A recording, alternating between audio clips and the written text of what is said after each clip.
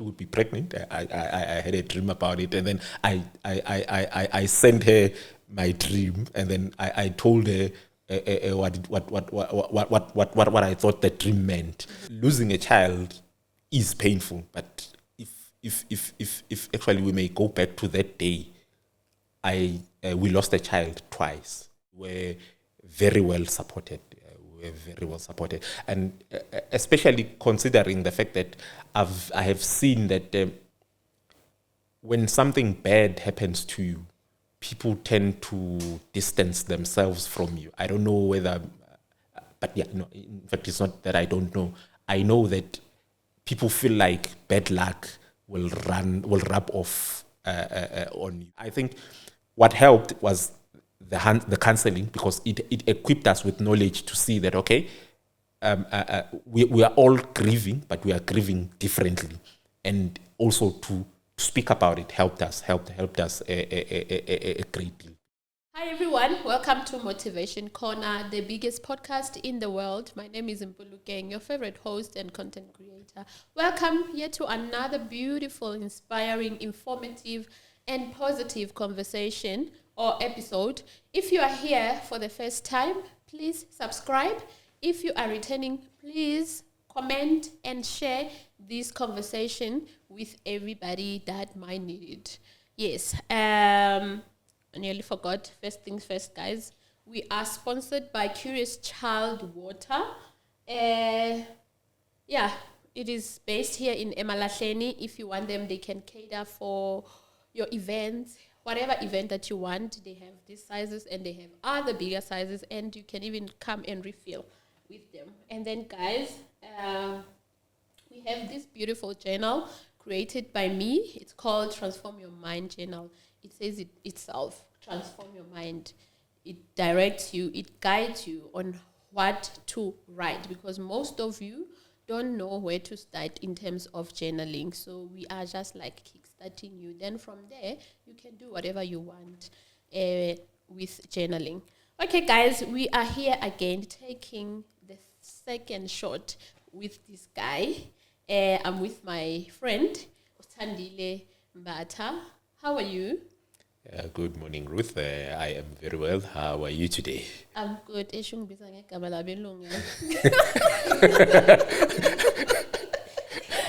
okay. Well, you are 1K, so I'm a 1K, and I'm a kamamabili, nekama lasekhaya, nekama lesikole. So today ngubiza ngekama lesikole. And then blame my wife, because who has a new Mpulukeng? Yes, actually, she calls you Ruth, so. So who has Mpulukeng? But it's okay, guys. We're not here for the name. Welcome back again. No, thank you very much for welcoming me.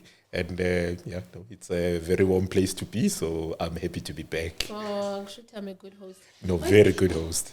You're a lovely host. Guys, and also, guys, Mr. Mbatha is one of the biggest supporters by Motivation Corner.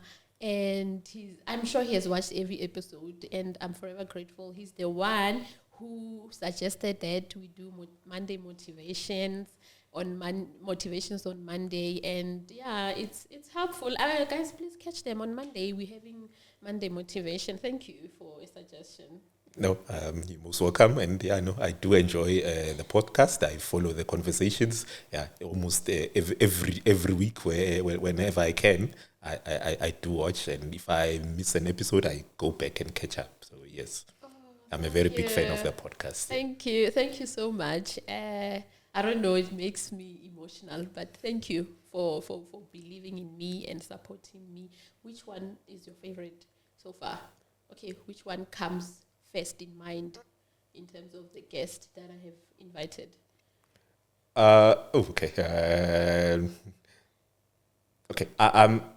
Most recent, I may forget the names. Okay, the most recent one that comes to mind, you were actually not the host. I think Simi was the host. Okay. She was hosting. I think it was Mr. Emalahleni, if I'm not. Sylvester. I enjoyed that podcast. There's another one. You hosted a guy who is a musician. There's two young musicians I hosted. Okay, yeah. There's one whom you hosted, and then they went to Josie. So they have some songs on YouTube. So I've mostly checked their music. Just that yeah, the names. Oh, yeah. Yeah. So Yeah. I enjoyed that podcast.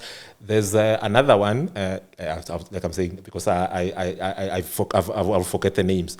There's a principal that you recently hosted. I really love that podcast. Yeah. That was very nice. And also there was another guy who is an activist. Oh, I think that You that enjoy one. the political Yeah, one. no, that is actually my type of conversation. I really love that podcast, that episode. Yeah, it's just that I did not keep cognizance of the names, but yeah, Yeah, no, it was titles. yes, no, Yeah, I really yeah. enjoyed that one.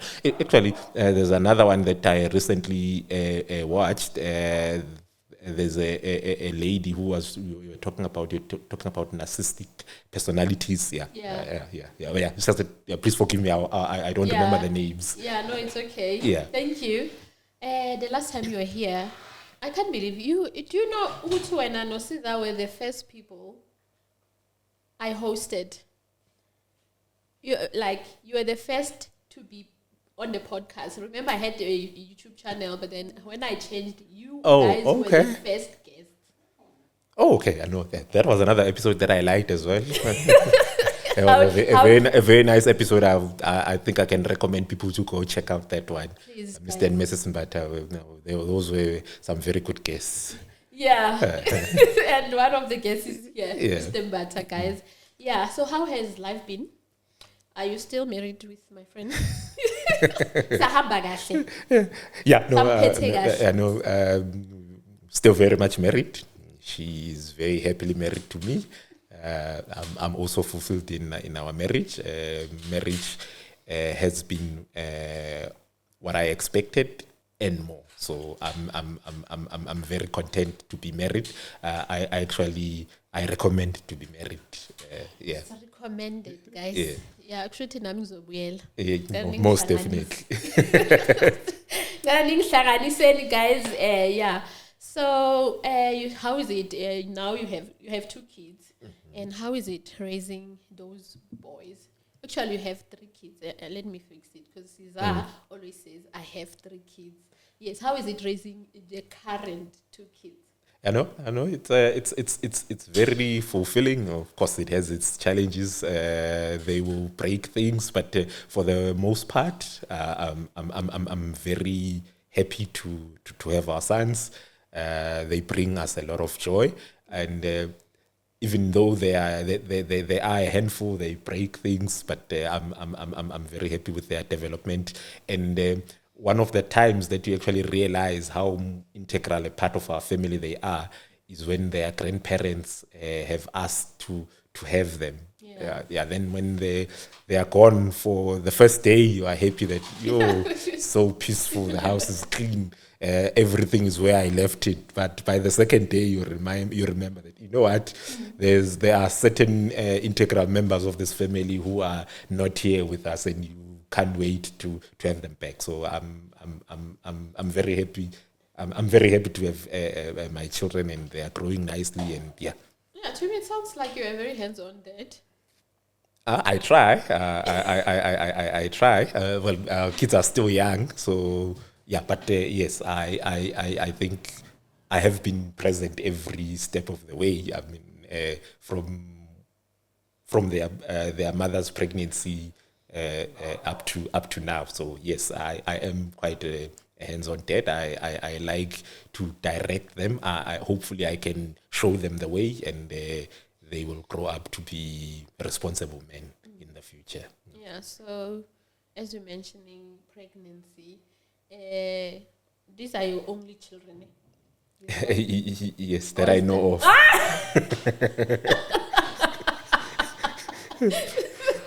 But so far, these are the only children. It makes me happy that your children were born into marriage, right? Yes. So how was it like the first time you heard with you? We are expecting. How did it happen? How was the news broken to you? Okay, so I would say, okay, she told me that she was pregnant. Okay, but she did not say it in those words. She showed me a picture of the scan. At the time, we were not living together, so she sent me a WhatsApp. But I already had an idea that she would that a child was coming. I had a dream about it. I remember I had a dream, and then I told her about the dream. Oh, yeah. So and then I wrote it and sent to my little sister. And then when I normally share my dreams with her, and then she gave me the interpretation of the dream, and then she had written, I think she wrote the interpretation and wrote fertility in capital letters, and I was like, why is fertility in capital letters? So then I told her about the dream even before I got the interpretation. So I knew that something like that was coming. So then I don't know what she had felt at the time. Then she went and to the doctor or got a pregnancy test done. Yeah, and then she sent it to me, and then I was like, yeah, as you know, I already knew. Yeah. But I was very excited. And another thing, I from very early, I knew that I would have children with the woman that I would marry, or the woman that I would marry would be the one who would bear my children. Yes. Yeah. Actually, a friend of mine reminded me, and in fact reminded us on our wedding day. He was shooting our wedding, and said that I had said to him 10 years prior that I would get married first before having children. I had actually even set another goal or milestone for myself. I had said I would not have a child before age 30, but God had other plans. My son was born a month before my 30th birthday. Yeah. It's like a calculator. 19 ban. Yeah. No. So it's exactly. My son was born exactly 30 years after me. But I think he was still gonna be born. Remember? Maybe. Another thing that we must add is that he is a premature baby. So he was born on 32 weeks. So had it been 40 weeks, he would have been born exactly after my 30th birthday. So yes. So yeah. But I always say that in our planning, in order for us not to play God, then God will tweak those plans just a bit. So as you mentioning that it was he is a premature baby. How did you guys handle it? Because I remember, I think I was with Caesar or something, but I know I was there, and then she ended up going to. Did I fetch her? I think I fetched her from the house to the hospital, and I thought maybe it's just an uncomfortable pain. The person is on labor. How did you take that? And where were you at that time? So I was working in Lipalale at the time, and then I did not have a car at that time, so I would catch lifts to come home, and this was our first year of marriage. I would come home every weekend, but on that particular weekend,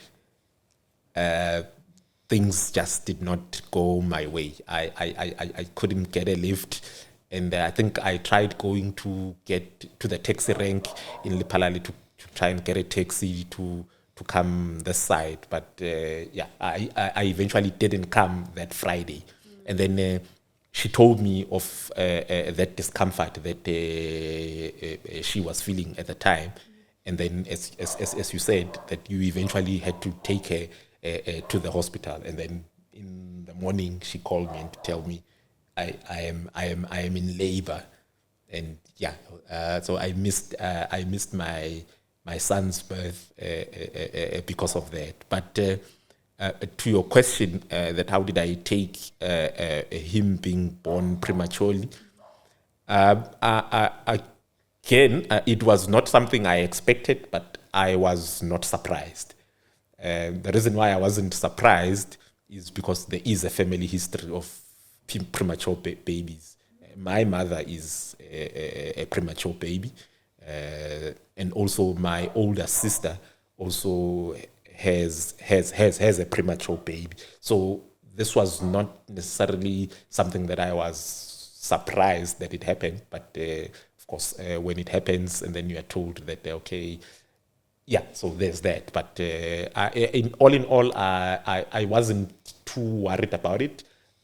Yeah, I was just happy to be a father, and yeah, I was very excited about that. You were hopeful, because they are in NICU and it can be scary. But Yes. you had too much faith that he'll be here.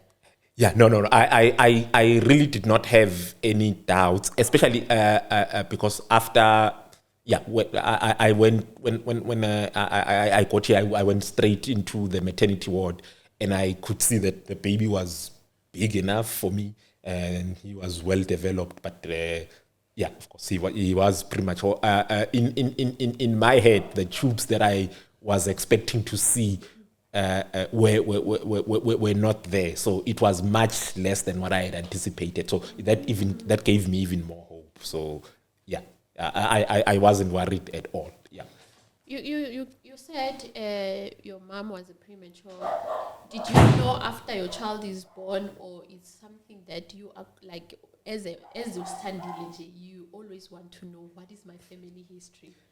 Yes, yeah, no. I always knew that my mother was a premature baby. I don't know how it came up, but it is something that I've always had knowledge of. And yeah, also I do tend to be quite inquisitive, and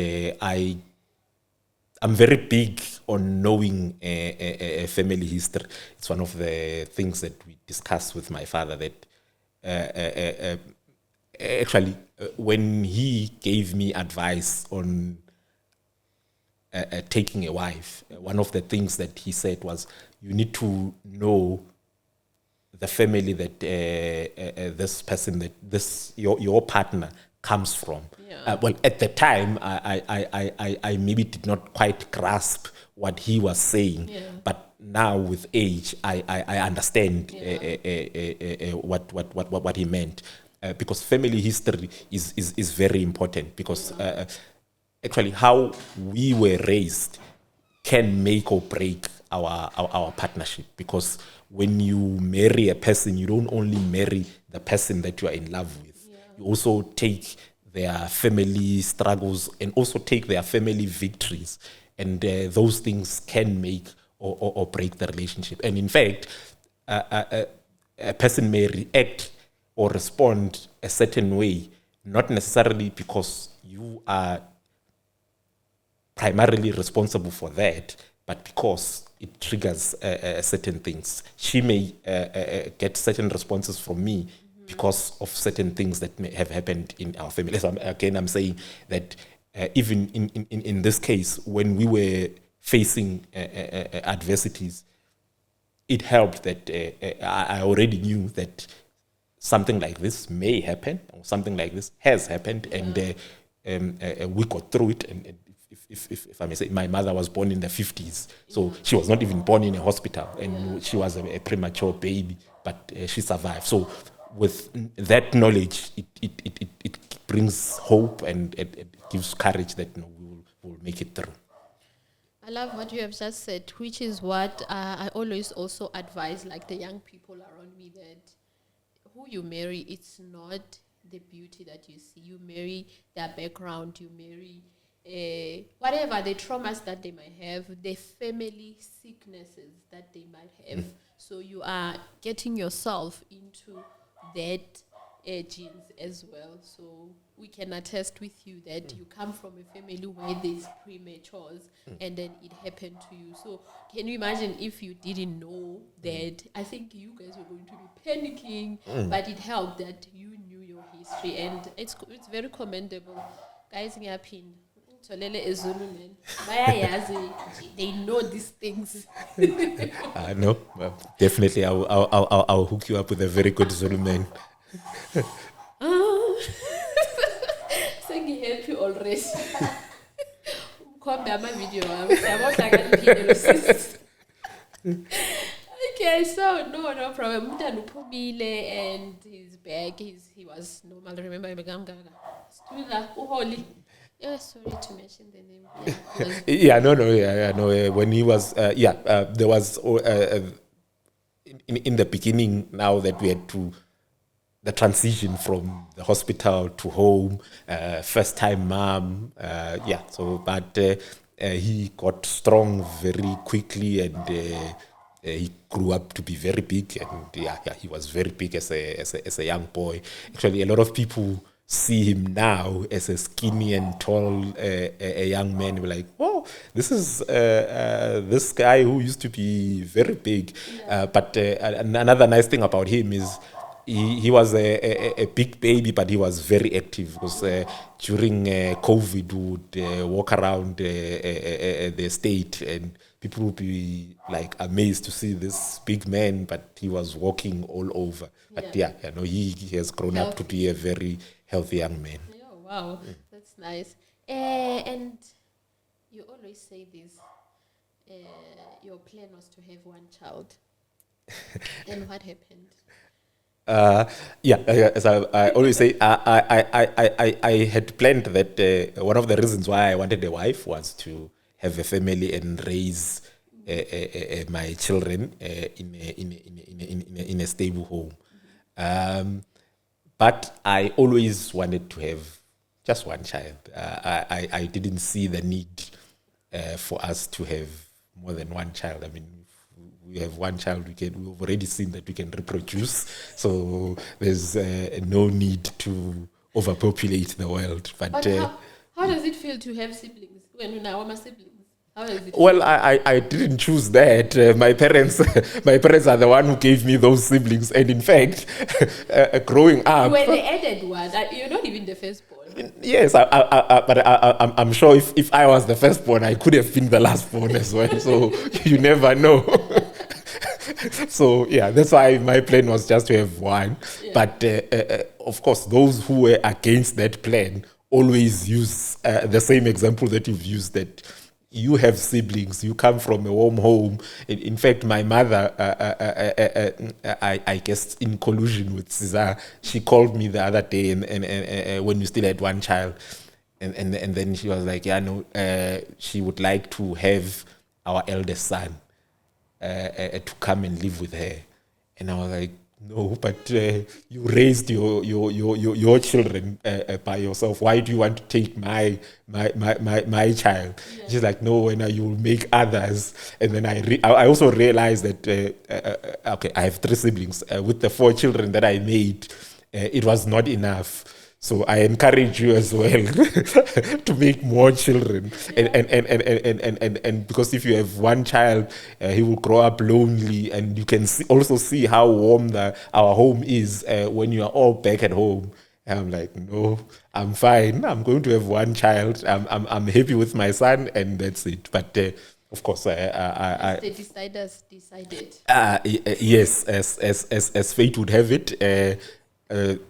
The people who carry the children then decide how many children you are going to have. You may plan to have one child, but if the boss has decided that no, that's not the way to go, so we've gone on to have 2 more children after that. But I agree with them. I don't think it would be nice to be an only child. Or basing my experience on the fact that I always have a support of my siblings. If whenever there's something, I can always go back to them. So they were like, okay, let's afford the same thing to our son as well. Yeah. So you became pregnant with the second child. Yes. How Yeah. was So it? yeah. Again, it was very exciting. I mean, we knew again that we wanted another child. So after we were in plans of having a second baby, and yeah, like the first one again, I knew first that she would be she would be pregnant. I had a dream about it, and then I sent her my dream, and then I told her what I thought the dream meant, and I think yeah we found out during the December holidays. I think it was December 2020. Yeah. Then she came back, and then she revealed the news to me. Yeah. I think just after Christmas. Yeah. Caesar, I'm sure if you meet her and then Sthandile angaphuphi. I explain it. Yeah, I know. Because abantwana bakaMbatha bayaphusha. You must dream first. That's the DNA. It's great DNA testing. This one. Yeah, actually, now that you mention it, if you were to be pregnant and I don't know about then they don't tell me that. Because you're always the first one to know. Yeah. And well. Yeah, no, I guess because it's major news. Yeah. You know. Yeah, I remember with that pregnancy, she had planned to do a gender reveal, and then before it could happen, something tragic happened. Yeah. Please take me through the stillbirth of your daughter. Yeah. So. As I was saying that we found out that she was pregnant in December, and then in May, I think it was on the 8th of May, 2021. Then she had she felt some pains. I think she had a sharp pain on the stomach. I think we woke up in the middle of the night because of that, and I'm like, you know what? I think if you are feeling pain, and I think there was some blood as well, and then we rushed then to hospital, and then when we got to hospital, then they said that she's in labor. And we're like, yo, what do you mean she's in labor? I mean, it's only been 5 months. She can't be in labor. And then they were like, yeah, no, that's that. And then they took her to the maternity ward. And then, when I was filling up the hospital documents, and then the doctors then wrote that it's an abortion. I was, at first I was offended at that, but at the time I didn't know that it's a medical term for a pregnancy that might not make it. Yes, because basically, So I guess it describes that the pregnancy had aborted, and then that's why the birth was happening that early. But for me, I understood abortions as one when you voluntarily terminate a pregnancy. So in that case, and that was it. So we got to hospital in the early hours of the morning. And then during I expected that she was going to give birth to a dead baby. And then I went back home, and then I came back, and then in the afternoon, then she went into labor. So then our daughter was born. But as she then gave birth, then it turned out that she's not dead. The baby is alive. And then so then they took her to ICU. So again, so it was more like deja vu of the same of the first pregnancy. Yeah. But now the difference with this one was that the timing was way very very early. They had said that if even if she lives, the lungs may not be well developed. In fact, they had given her steroids early in the morning to try and assist her to be able to breathe independently when she is out of the womb. But yeah, she lived for a few hours, and then she didn't make it. Yeah. How was it? How did you feel? Yeah, no, I was broken. I still think that is probably still the most painful thing I've ever experienced. Losing a child is painful, but if actually we may go back to that day, we lost a child twice, because in the early hours we were told that it's an abortion, so the baby would not make it. And then fast forward to maybe 12 hours later, or more than 12 hours later in the afternoon, she is born and she is alive. Then hope levels of hope are increased. Like, you know what, I'm going to have this baby, even though she may stay in ICU for a while, but you are hopeful.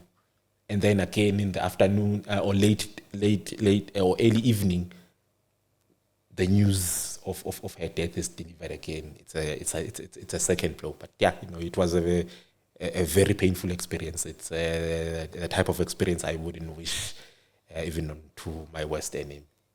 Yeah. Like, how did you process the pain? Like, how? Okay, then I remember we had to prepare for her to rest, and like during those planning and everything, how are you doing? How are you there for Caesar? How is Caesar? Yeah, time has a tendency of standing still in those times.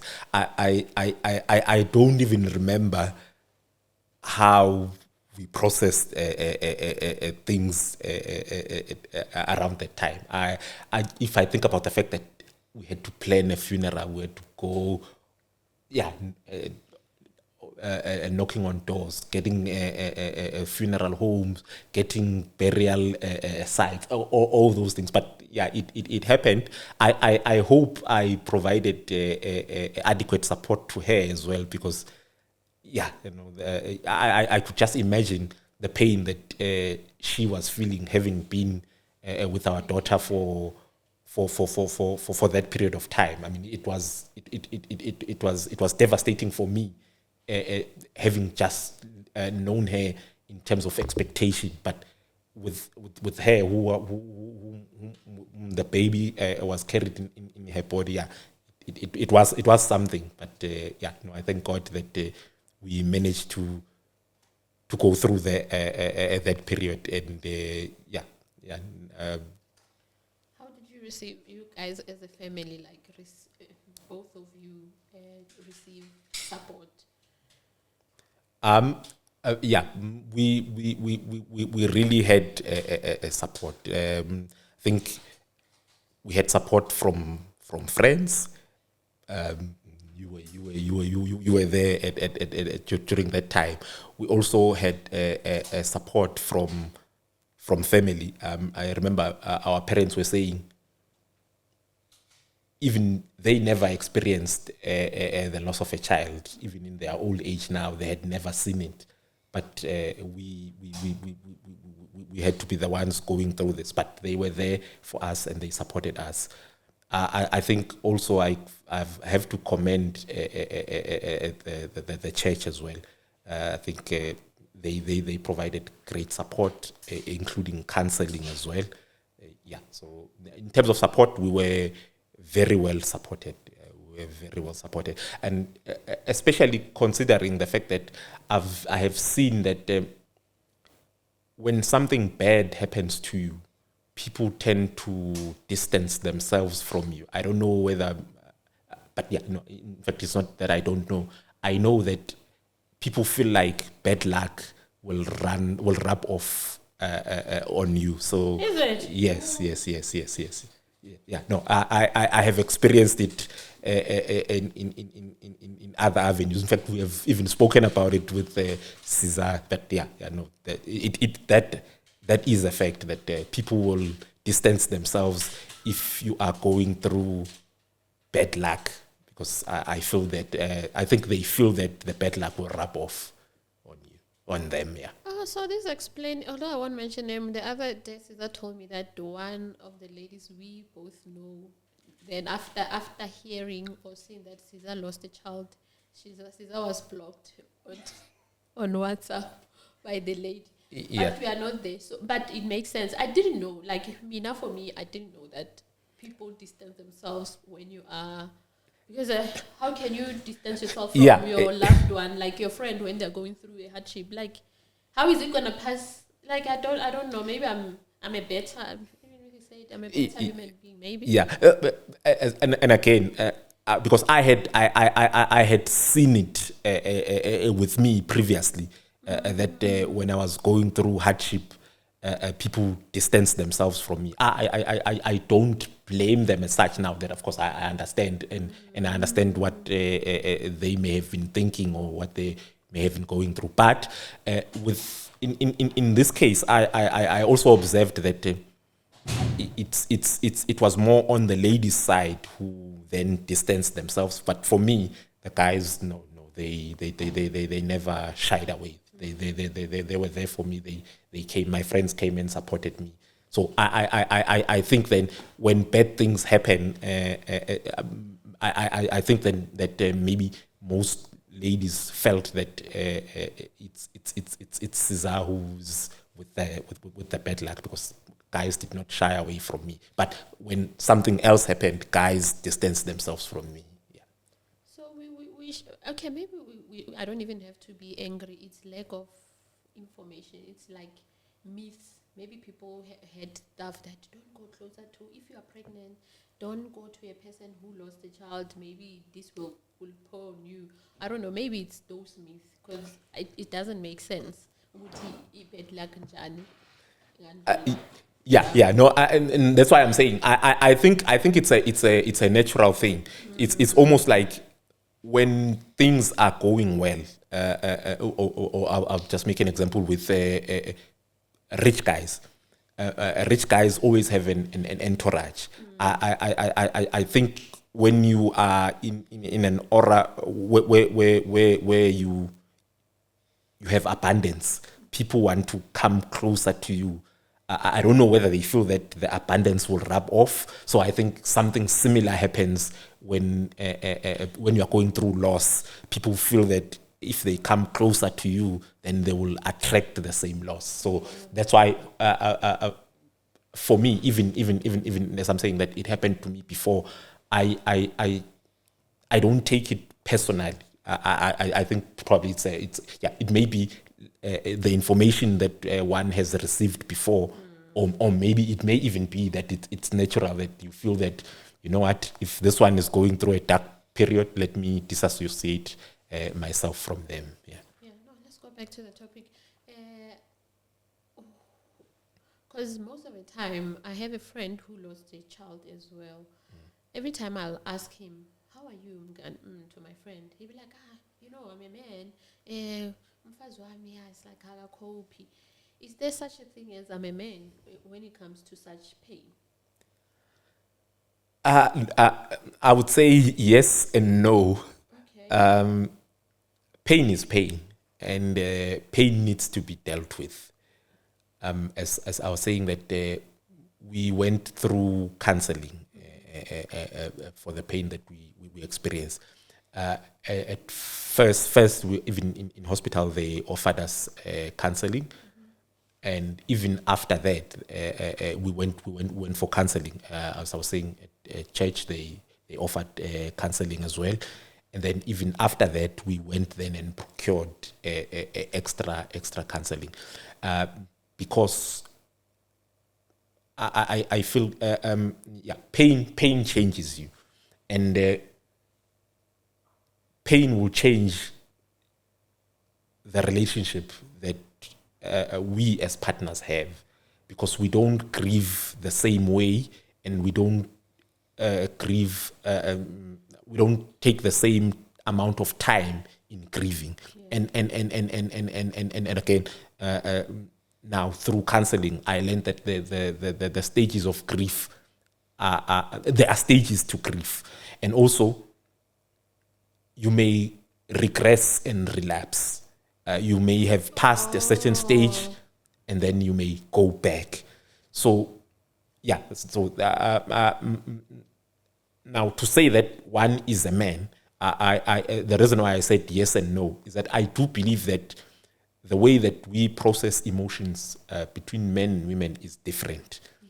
I know that a lot of feelings that women feel do come out of their mouths, whereas mostly as guys we keep things inside.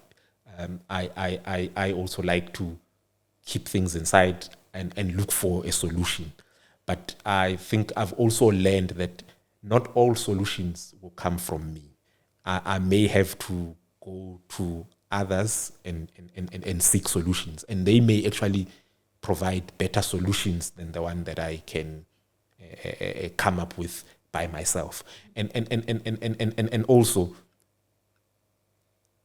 there may be some things that I'm not skilled in dealing with. As again, I was saying that when you are going through grief, people will distance themselves from you just because something negative happened to you. But at that same time, that's when you need people to be around you. So yes, I do think as men, because we deal with pain and grief differently, maybe for a period of time we should be allowed to deal with that pain by ourselves. But at some point, we do need to go out and look for help. I think it's for our own good and also for the good of the family as well. Yeah, because things like this can break marriages. Yeah, I think such a big loss. It's a major loss. It can really break a marriage. Like expectation from both sides, and one might feel like you're not there for me, and one might be like you want me to be there. I'm also affected. Yeah. There might also be blame that you have lost a child. Something is wrong with you, or you have made me to lose a child. Something is wrong with you. So things like that, and also as I'm saying that the stages of grief, there may be denial, there may be blame. Because all those things do come. That why did the loss happen? What is it that went wrong? And you might then look for problems where problems are not there. Yeah. So what is your advice for a man who might have lost a child?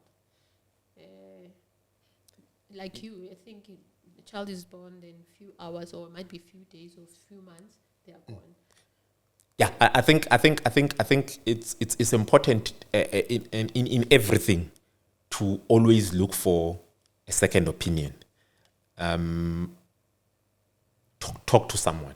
I think we may take this lightly, that talking and releasing those emotions, even if it's not in a formal way.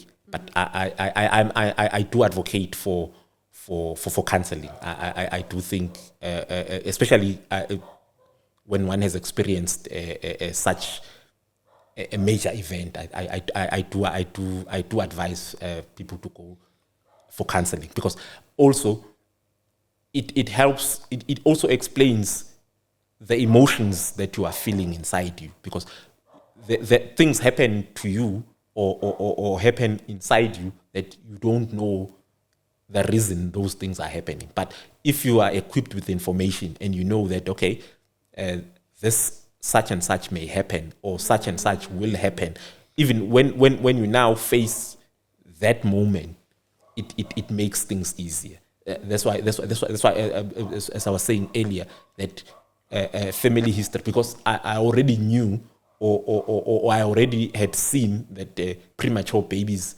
can be born and live.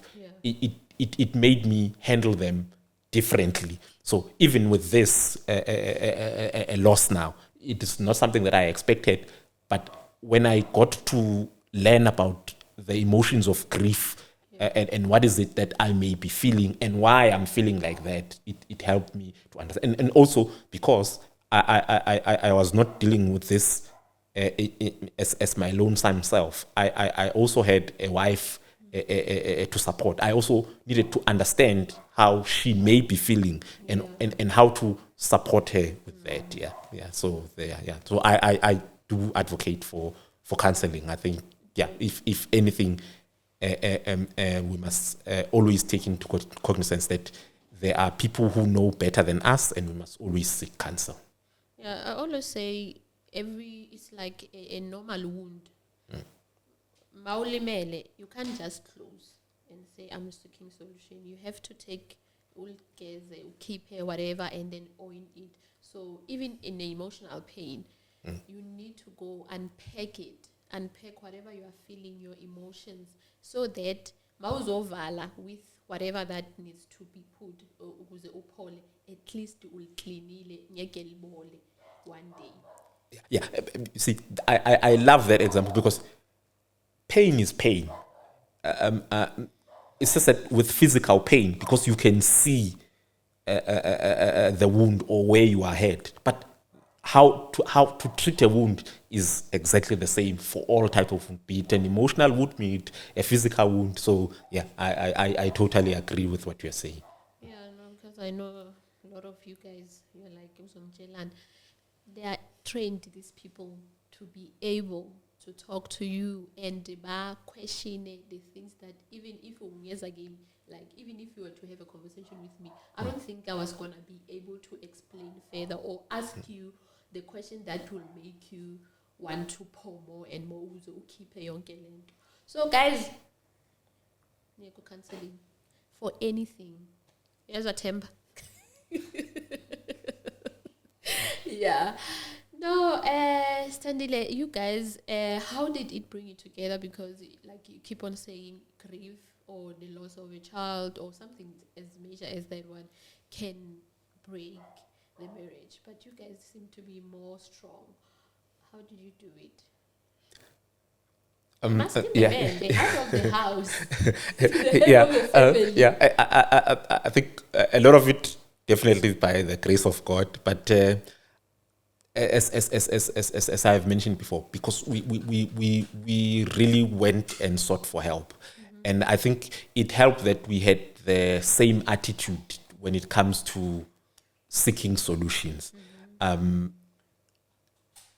As much as I was or I am pro counseling, it helped that she was on the same page as well. She was willing to go out and look for help, because as much as I may not know how her pain was, but her feeling pain could have made her to go into her own shell. But luckily, we both had similar attitudes in dealing with the pain, and we also sat and spoke about how is it that you are feeling, how may I be of assistance to you. But I think that was also again mostly due to the counseling that we went through. It helped us to know that she is dealing with pain as much as I am, and also because I may be sitting in my corner quiet and she may be crying,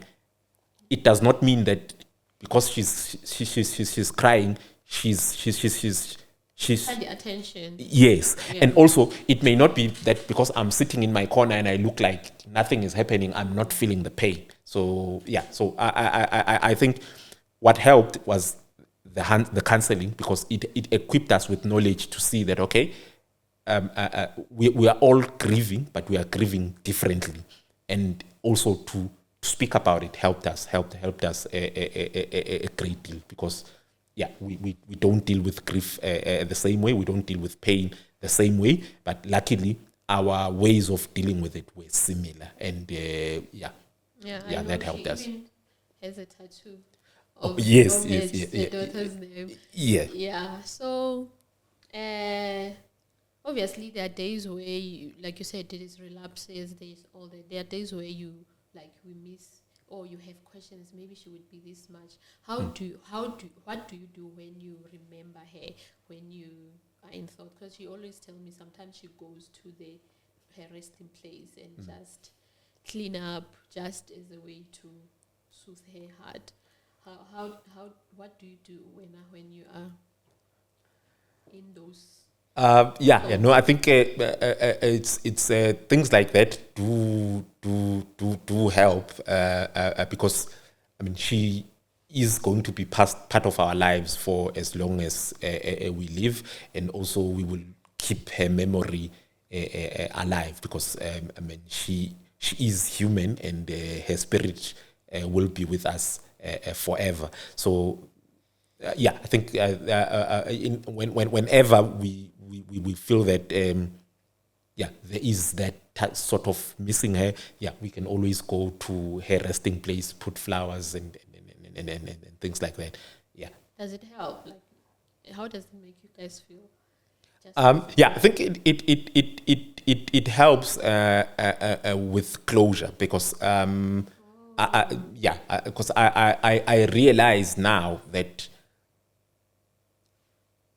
the fact that we can go to her physical resting place, that does bring a lot of closure. In fact, I feel even that period of preparing for her funeral, taking her and then putting her to her resting place, it really helped us find closure because I mean, we were not expecting that we were going to have a baby that early, and now that she came and then she only spent a few hours with us, the fact that whenever we feel that okay, you know what, we miss her now, we can always go to a resting place. I think that does bring closure a little bit. Yeah, and then you later had the second born. How did it come? Were you planning as a way? Because they say most of the time with Olabantu, just to numb the pain, they try again so that the pain goes away. So was it a plan or nakona you dreamt? Was it full corner with Caesar? Like with. Especially around that time, I definitely was in tune. My third eye was open, and I did have another dream about him, and like as I always do, I shared it with her, and then. And this time she was happy and very expectant because it wasn't long after the loss that then we found out that again she's pregnant, and again we had to hit the ground running because we had to find out what was wrong with the previous pregnancy or pregnancies, and what is it that what could be done to ensure that the next baby survives. And so there wasn't much time to be excited, but so we had to make means to ensure that we preserve the possible life that was that we are again going to be blessed with. So you, in a nutshell, we can say you guys were relaxed after going through the procedures that she needed to go through in order for the baby to be carried full term. Like, I want to find out the fear that it might happen, it might not. Like, because I can imagine you don't relax because you're like, that one was a premature. Lorna didn't even make it. How about this one? Of course, we were on high alert because we knew that something like this could happen, and as I was saying, that again, this was not the first.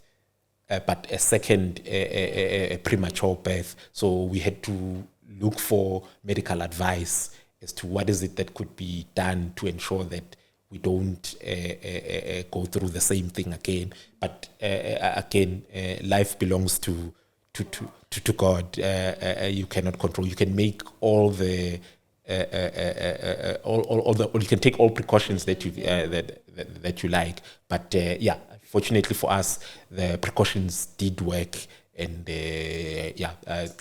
she delivered our third baby full term, and so everything was well. He was born healthy, and everything was fine. Yes. Oh, I'm sure ilasbon. Relax. Yeah, no, I'm satisfied that the boys have brought so much happiness that they have fulfilled. They've fulfilled all her desires to have more babies. Yeah. Yeah.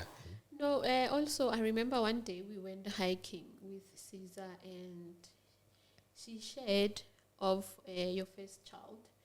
Her, what do you call it? Her being diagnosed. I don't know whether she was diagnosed at that time with ADHD.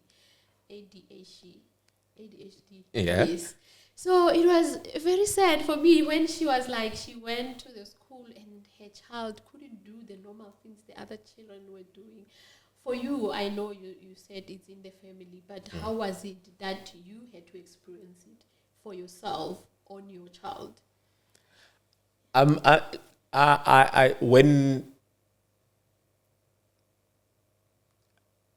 When I first suspected that our son could be autistic, in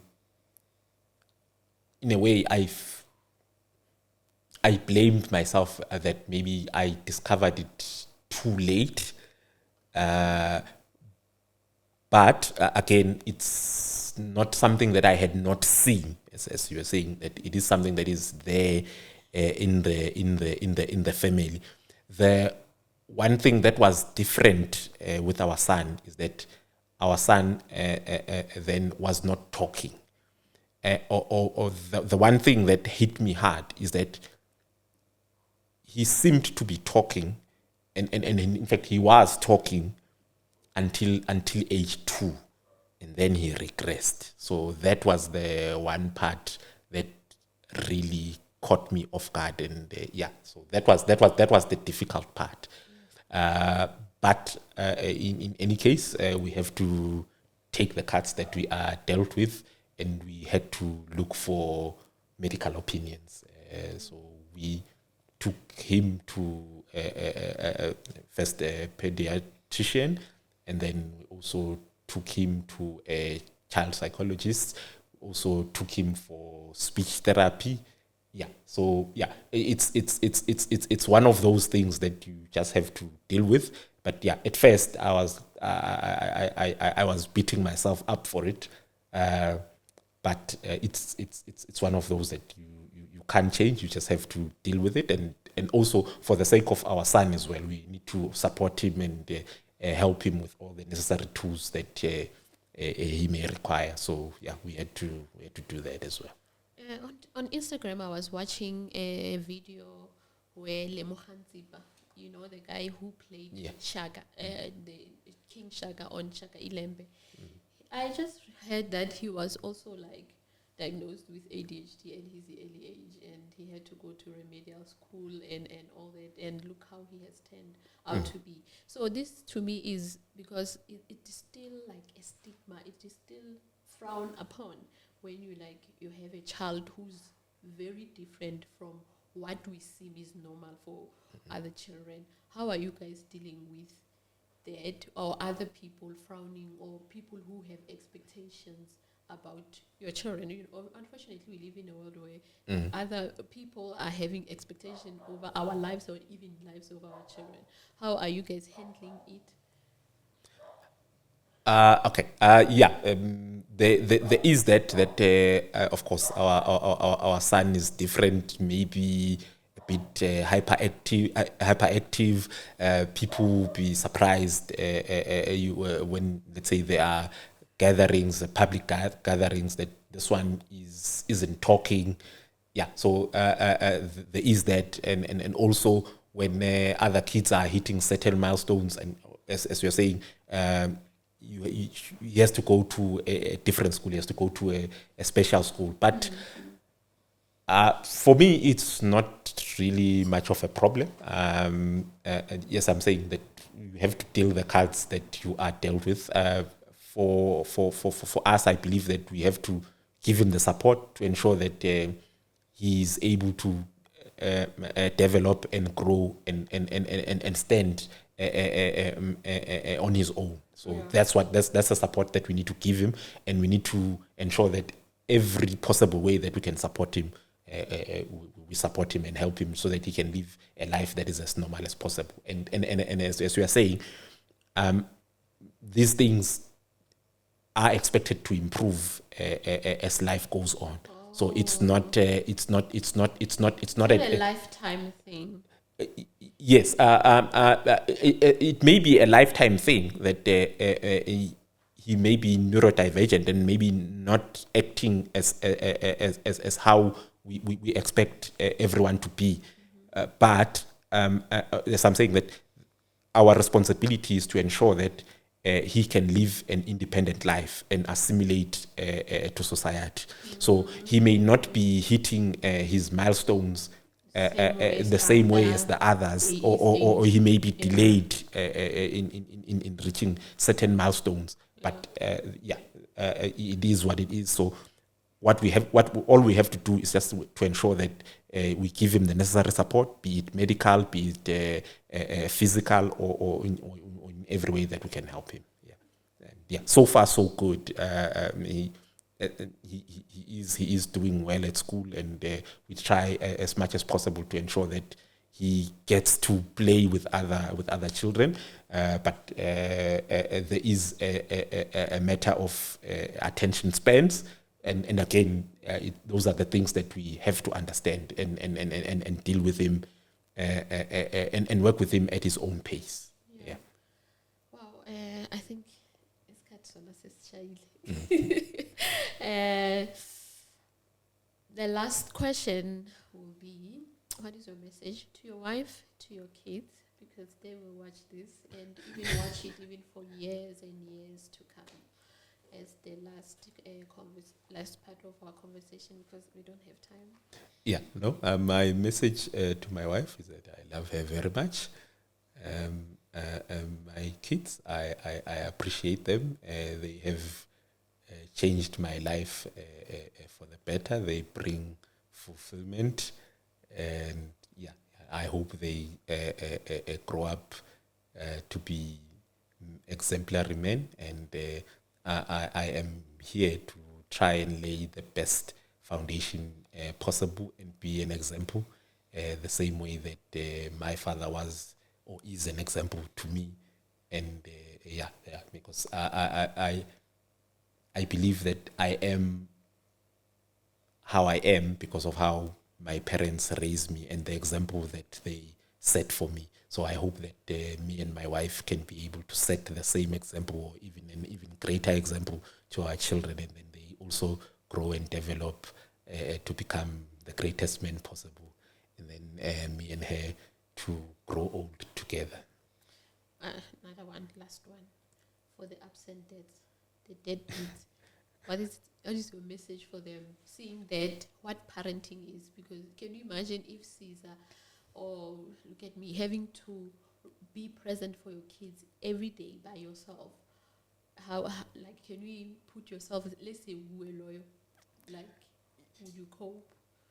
Yeah. Okay. I don't know really what to say to that. But also because maybe again the circumstances could be different. But my message is that for any and everyone, please do your best to be in your children's lives. It makes a world of difference for the children. I say this because, as I'm saying, that I hope to set an example for my children, because my parents set examples for me.